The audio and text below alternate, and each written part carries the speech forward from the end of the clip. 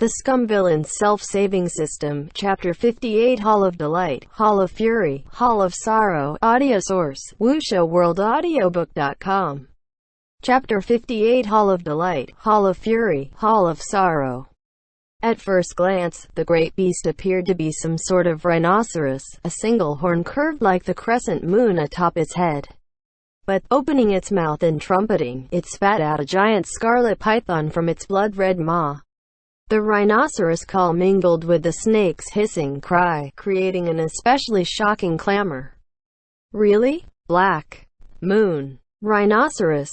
Python 1. Black plus moon plus rhinoceros plus python. Turns out the black moon rhinoceros python was really just the simple combination of these four elements. Great God, airplane shooting toward the sky, your naming style is as dependable as always.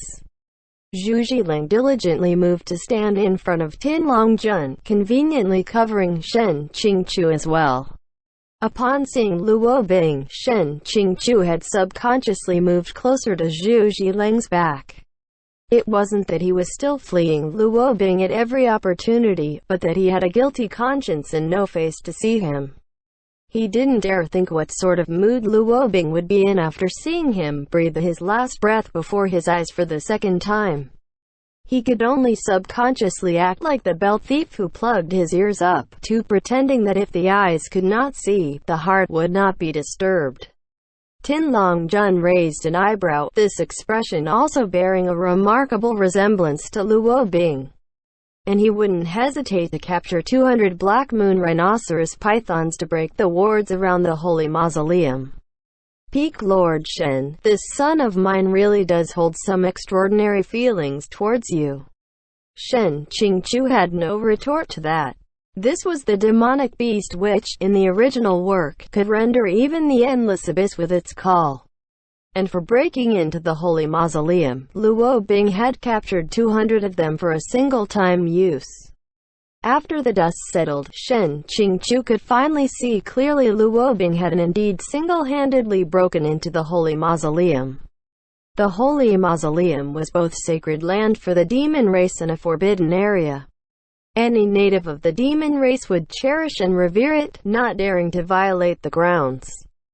This was a question of faith. No one would dare come with him, so of course, he would be alone.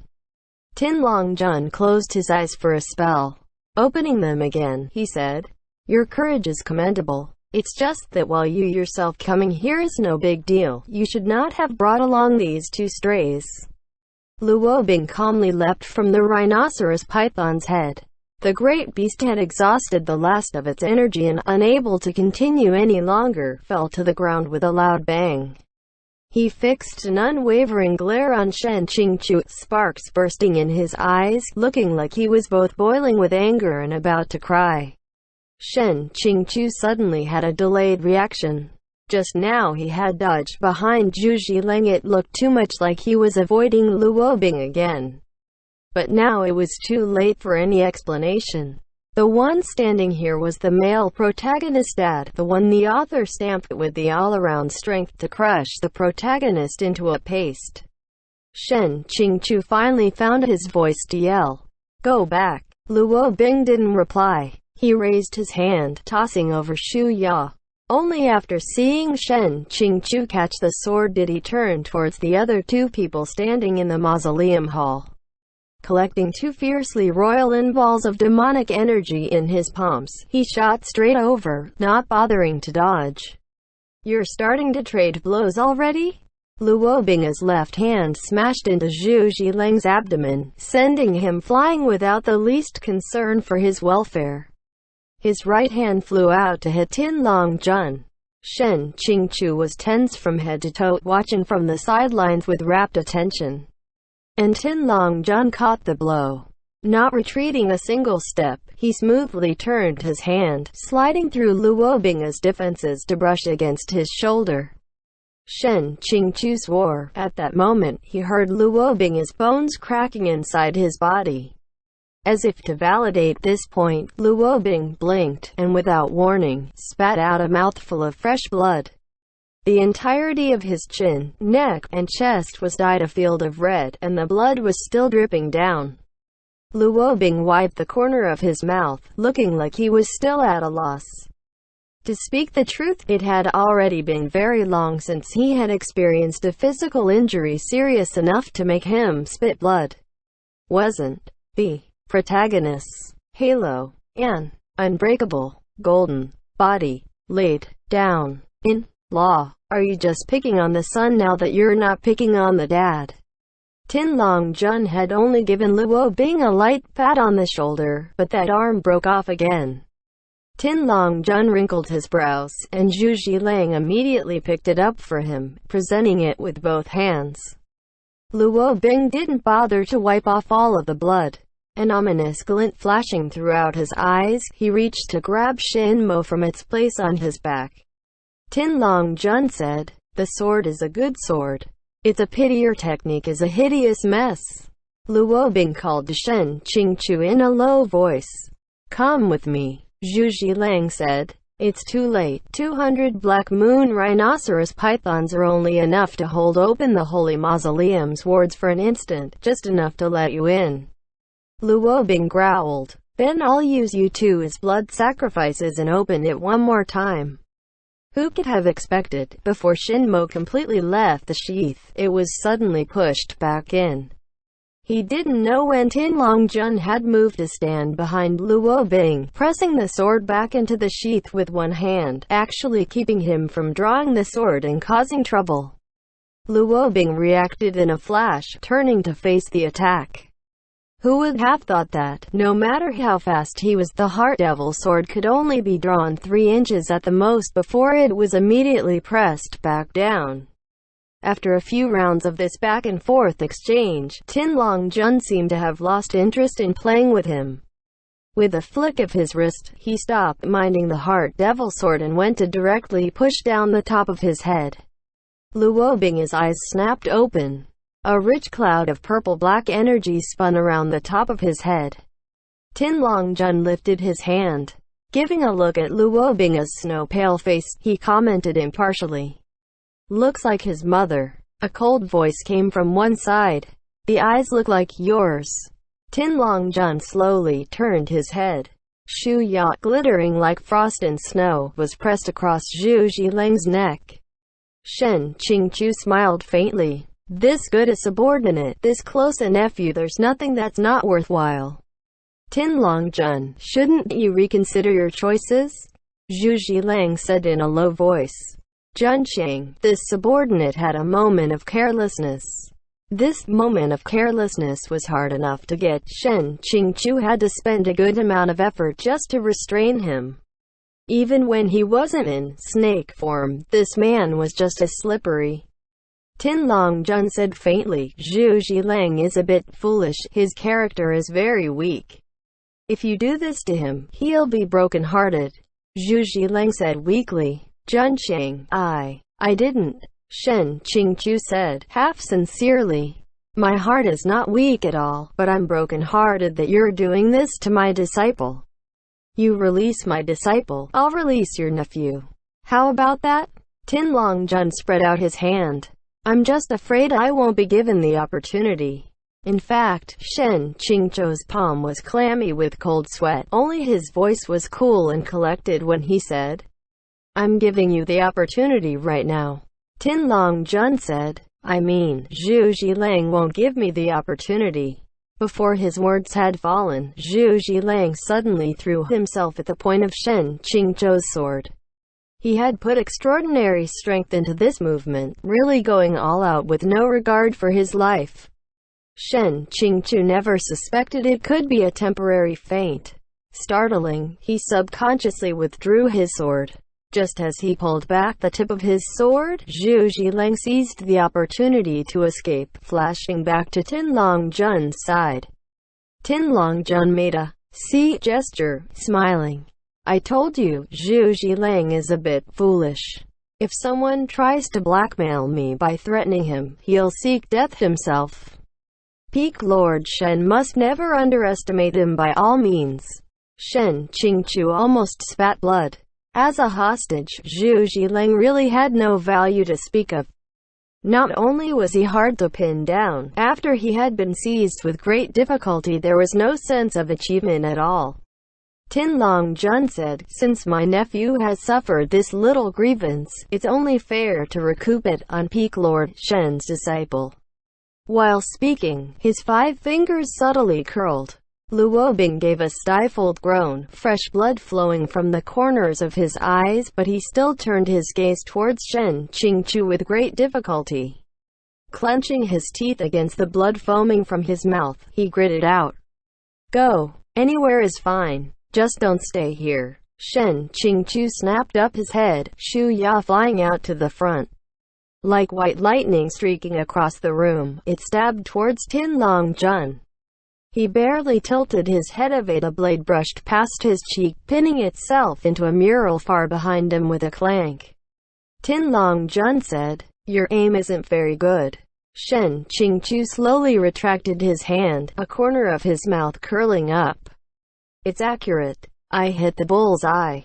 Tin Longjun startled slightly, turning his head at once only to see Shu Yan neatly pierce through the eye of a smiling woman in the mural. The gem which had been inlaid in her pupil shattered, falling from the stone wall in numerous twinkling pieces. That woman was undoubtedly just a face painted on the wall, but the corner of her mouth curved higher and higher like she was breaking into a happier smile. A corner of the grin slashed into her face, split up to her ear, her bloody mouth wide open like a sacrificial bowl. Suddenly, an incomparably piercing sound of laughter erupted in the middle of the mausoleum hall. And this laughter, it was coming from the mouth of the woman painted on the wall. The Hall of Delight had anti-theft measures. The wall was full of inlaid gems, but if you try to pry one out for yourself, just wait to be laughed to death by the auditory weapon of its demon sorceress. It was clear that this laughter was especially effective against the demon race. After all, its main purpose was, of course, to guard against wandering tomb raiders within the demon race. It's not like there were any humans who were bored enough or courageous enough to go tomb raiding in the demon realm. After the sound entered your ears, the heart and brains would madly pulse without end. There would be a wave of acute pain, the sky and earth spinning around you, flowers bursting in your eyes. Zhu Zhilang couldn't help but cover his ears, and Tin Longjun also pulled away one hand to press against his temple. Shen Qingqiu was long prepared for this turn of events. Taking advantage of this split second of opportunity, he swiftly flitted across the hall. Raising his left hand, Shu Ya responded and jumped back to its scabbard. His right hand grabbed Luobing and he ran. Charging into another hall of the mausoleum, the first thing Shen Qingqiu did was to lower the sluice gate and shut it tight. The heavy stone door crashed to the ground, stirring up a cloud of dust. He could only find the mechanism to close the door, not the one to open it. Either way, it's best if he can't open the door. But just as he was thinking this, finally able to relax after all this struggle, he turned his head to look and fell to his knees on the spot. Zhu Zhilang, one hand held tightly in his, blinked his eyes. What sort of disaster has he set up this time? He managed to leave that father-son pair currently engaged in one-sided domestic violence in the Hall of Delight. This is too big an offense. There's going to be a criminal investigation. Shen Qingqiu shook off his hand, turning to strike at the stone door, when Zhu Zhilang grabbed onto him again. "Master Shen, don't bother going back. Facing Junsheng, he has no chance of succeeding." Shen Qingqiu was going to fall apart. He was that close. How could he have gotten the wrong person? It's all because the laughing attack of the mural woman in the Hall of Delight was too strong. And in the faint twilight of flickering green candles, all three of them looked about the same at first glance in their black clothes. Was it because they were related that they all had the same sense of style? Zhu Zhilang said, "It's not that you grabbed the wrong person, Master Shen, it's that I swapped the hand you grabbed." This was the last straw for Shen Qingqiu, and he smashed a fist into the stone door. "I wanted to be together with Luobing in the first place." Zhu Zhilang started, then said, "Master Shen, weren't you an already together long before? Quote, with these people, it's really hard to say. Xiāng Tóngxiù raised a hand to signal him to shut up. Turning and walking a few steps, he suddenly felt that the floor under his feet was not entirely flat. Zhu Zhilang had followed him over, and he hurriedly made a gesture for him to stop. Don't move. WuxiaWorldAudio.com. A huge woman's face was spread across the floor of the grand hall. Right now, they were standing on its ear. It was not the same woman as the one in the Hall of Delight. This face had none of that flirtatious beauty. Instead, it was fierce and fiendish, eye sockets split in greed, with thin eyes and a broad nose. It seemed that being ugly to the point of repulsion was its forte, looking like an ugly witch. Xiāng Tóngxiù cautioned, "Don't step on the face." Zhu Zhilang. This whole floor was its face. If you can't step on the face, where would you step? Delight, fury, sorrow, these three halls were layered one after another. After passing through the first layer of the Hall of Delight, the one immediately following should be the Hall of Fury. When the original Luobing had visited, plundered, the Holy Mausoleum and cleared this level, he had used a special step pattern to cross. Unfortunately, Xiāng Tóngxiù couldn't clearly remember which steps he had taken. If they carelessly misstepped, the anti-theft measures in the Hall of Fury would launch. They couldn't get around the puzzle by flying on their swords, since passing directly above the floor would count as a step. That said, of course having your face stepped on would make you angry. No wonder this was the Hall of Fury. He dared to rush in here because he thought the one he had grabbed was Luobing, who must have known the step pattern. But who knew that this snake would be slippery enough to swap out people in a split second? The ground underneath their feet grew hotter and hotter. At first, the woman's face on the ground had been scarlet, but as the temperature rose it gradually deepened to crimson. Xiāng Tóngxiù squatted to test the temperature and immediately withdrew his hand as soon as it brushed the ground. It was hot, as if there was a fire blazing under the floor. As if even just standing on the floor would roast you like meat on a hot plate. It seems that he had already unwittingly stepped on the face a few times just now. Xiāng Tóngxiù retreated a few steps, drawing as close to the side of the room as possible. Suddenly, a boiling bright golden red liquid burst from the ground like a fountain. Zhu Zhilang transformed into his original form in an instant. A yellow-eyed green snake coiled on the ground with scales flashing in the light. Rearing his upper body and letting out a hissing cry, he was as tall as 4 men. He rolled Xiāng Tóngxiù into a ball, securely wrapped inside a layer of scaly armor. His thick forest of white fangs pressed close to Xiāng Tóngxiù's head. Looking at the huge golden eyes from up close, they were even more fierce and strange. Tin Longjun was certainly right. Zhu Zhilang was indeed a bit foolish. Didn't he remember that time he was fumed up by real gar wine until he was shedding tears into the wind? And just now, didn't he remember being held at sword point? In this sort of situation, he still put his heart into shielding him like this. It was simply making Xiāng Tóngxiù feel sorry for picking on him. Suddenly, with a huge rumbling sound, one of the side walls of the Hall of Fury toppled over in one piece. Through the cloud of smoke pervading the air, Tin Longjun worked his wrist while walking down the pile of rubble from the overturned wall. Stepping into the Hall of Fury, he said, "I don't know if this is just my misperception, but it seems Peak Lord Shen is more familiar with the Holy Mausoleum than even me." Zhu Zhilang changed back to human form, crying out, "Junxiang, don't come in." Before Tin Longjun had shown a questioning expression, he had already walked 6 or 7 steps across the woman's face on the ground. Xiāng Tóngxiù, Zhu Zhilang. A pillar of magma thick enough to enclose 4 men shot towards the sky, instantly engulfing Tin Longjun in a raging blaze. Ha! Xiāng Tóngxiù was internally howling with laughter. See what happens when you don't let people finish talking. Let you beat up your dear son. Go ahead and show off, even if you pretend. Pride comes before the fall. 3. But soon, he couldn't laugh anymore. Lu Wobing staggered along close behind him, also rushing into the hall. One of his arms hung slack at his side like it had been completely broken, blood poured from his head without end, and one of his eyes wouldn't open anymore. How cruel! This wretched estate. Lu Wobing had been beaten into an even worse state by the original good Sith the last time he saw him. What is up with Lu Wobing's constitution?